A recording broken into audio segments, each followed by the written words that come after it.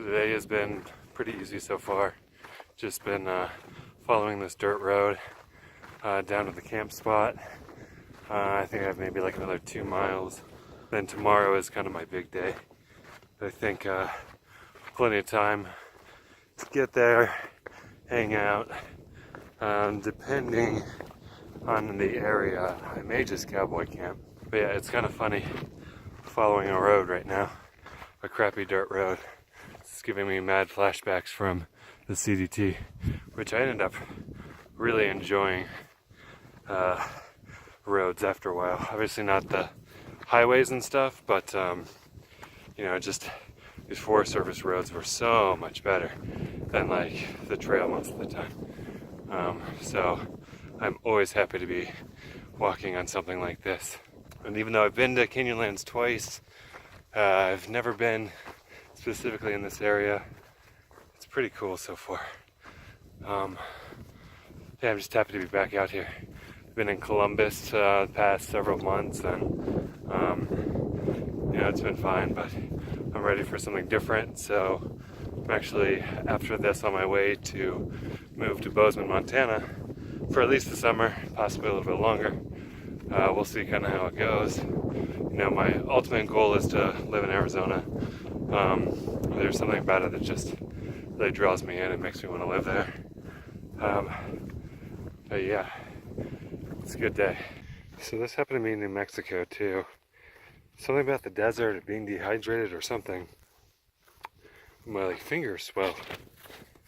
They get kind of fat. They're not too bad right now, but they're normally pretty skinny.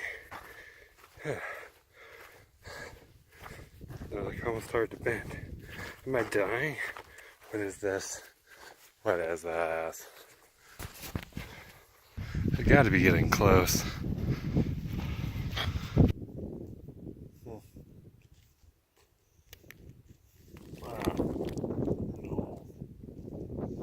These are so good. So there's a little bit of confusion going on. I think I'm where I'm supposed to be camping, but I don't see a camp spot. And the sign seems to be wrong, or something is wrong, either on here or on the sign over there. But anyway, so I started right there, went down, turned up here, down this like one way, going the wrong way. So everything like fits with that, so I should be right here, but according to that sign right there, it was only 3 miles to Elephant Hill, so it's off by 0.7 or something. And then it also says that Confluence Overlook is 3 miles, but that's 3.6. So I'm gonna go ahead and guess that it's just not accurate. But also the question is where's the campsite? I don't know. That's what I get for following a crappy little map. I think I'm gonna go take a right down there towards Confluence Overlook a little bit and see if I can find this boy. Bye. Follow this little wash down the road a little bit. I was over there just a bit ago. And here's my camp spot. And guess who's cowboy camping tonight on a picnic table? Oh, sweet. Home, sweet home. I have a lot of daylight left, and there's really nothing else for me to do. I don't have cell phone reception, and I probably won't even go to sleep once the sun goes down, because I'm not really in through hiking mode. So I suppose this would be a good time to just show kind of what I brought. You know, some people like the what's in my pack videos. I'm really sorry if you don't. You can skip ahead, because I admit they kind of get boring sometimes. But anyway, let's dive in. Wow, look how I laid everything out for you guys. Isn't this so cool and original? Oh my goodness. So first things first, I have a Superior Wilderness Designs 35 liter. It's custom made, made in the United States. Awesome small company, really like them, no real complaints. I will be doing a gear review very soon on this. Alright, got Enlightened Equipment 20-degree quilt. I'm not really crazy about it. I just don't really love it, but I don't hate it either. I think for the money and for the weight, it's good for what it is. Had some kind of cold nights on the CDT, which is why I brought this guy. It's just a sleeping bag liner, I probably won't need it, but I'm not going to be super cold and uncomfortable tonight. Got Thermarest Neo Air.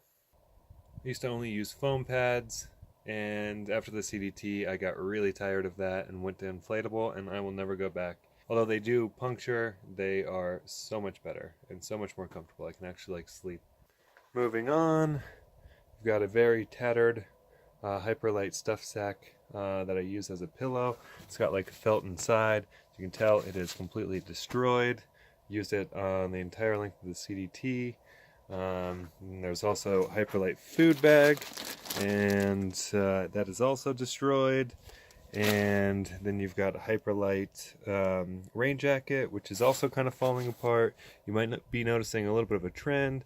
Love you, hyperlight, but Cuban fiber does not hold up well. Sorry, hate to be the one to tell you, but it is not my favorite. There's one thing I do like from hyperlight, and that is their ground sheet. I like it more than polycryo. It's not super loud. I think it's better. Moving on. So this is Gossamer Gear flat tarp with stakes. I always bring a couple extras. If all goes well, I shouldn't even have to use the tarp. Just brought it just in case, because the last time I was in Canyonlands, it rained for like basically 4 days straight. So one of my favorite pieces of gear, and probably one of my favorite purchases ever, is a Montbell down jacket. It's 800 fill. I've used it way more than I should. I sometimes use it as an active layer, which I know you're not supposed to do it down, but on the CDT, I liked wearing it. I was comfortable hiking in it, and for the most part, never got too hot or too cold. It's a really great piece of gear, and it packs down to almost nothing. And you've got a little puffy hat, which is okay. Extra pair of socks. I should only really need one pair of socks, but I always like to bring an extra. Got a Vargo titanium pot, a Optimus Crux Light, I think is what it is. This is my oldest piece of gear. I have only ever bought one stove, which is this one right here. I bought it in like 2009, so it's almost 10 years old, and it's perfect. No complaints. I've used it so many times, and it's really wonderful. Sawyer Squeeze, which is okay. Flow is probably terrible because that's also from the CDT.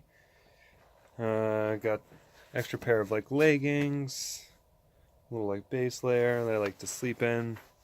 Oh, important piece, trowel, toilet paper. Don't be a jerk and not bring this. It is 0.6 ounces.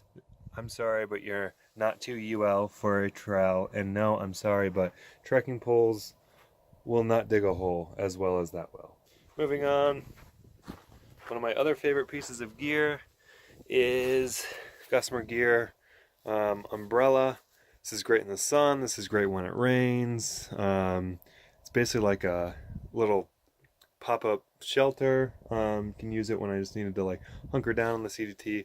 I love this. I will bring it with me everywhere I go. I know a lot of people that are just not a fan of umbrellas, but I am a fan now and will always bring one. And I got 2 sets of trekking poles. I don't really use that much, but it is for the tarp here. So yeah, that pretty much covers it. I'm probably carrying more stuff than I really need to. Probably don't even need a rain jacket since I have an umbrella and it's probably not going to rain here. But yeah, I don't know. I mean, I'm not that UL. I don't really claim to be a super ultralight person. I just want to be comfortable, and I think this is a good mixture of being comfortable and also just not carrying a ton of extra stuff. So, you know, it works for me, and that's kind of how it goes with all these gear sort of things. Is it just depends on what works for you, and screw all the rest. I really enjoyed the pork ramen on the CDT, and it must have been the hiker hunger, because pork ramen does not taste very good right now. It's kind of gross. Not really a fan. And I mostly brought pork ramen, so that's cool.